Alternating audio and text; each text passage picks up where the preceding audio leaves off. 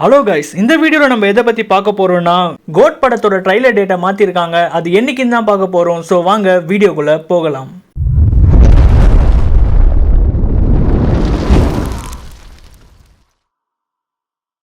நடிகர் விஜய் சாரோட கோட் படத்தை டைரக்ட் பண்ணி முடிச்சிருக்காரு வெங்கட் பிரபு சார்.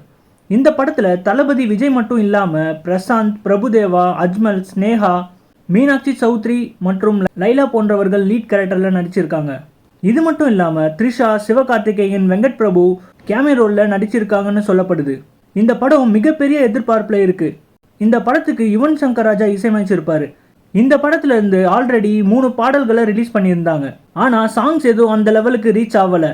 இந்நிலையில் படத்தோட பாடலில் விட்டதை பிஜிஎம்ல யுவன் பிடிச்சிருக்காருன்னு தகவல்கள் வெளியாகிட்டு வந்துட்டு இருக்கு. இந்நிலையில தான் அடுத்ததா இந்த படத்தோட ட்ரைலரை வர 19ஆம் தேதி ரிலீஸ் பண்ண போறதா முன்னாடியே சொல்லியிருந்த நிலையில ஒரு 4 நாளுக்கு முன்னதாகவே, அதாவது ஆகஸ்ட் 15 ட்ரைலரை ரிலீஸ் பண்ண போறாங்களாம்.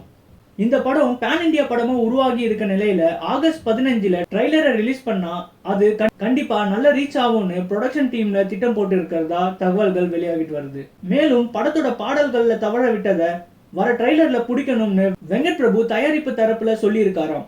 ஸோ கோட் படத்தோட ட்ரைலரை நம்ம ஆகஸ்ட் 15 எதிர்பார்க்கலாம்.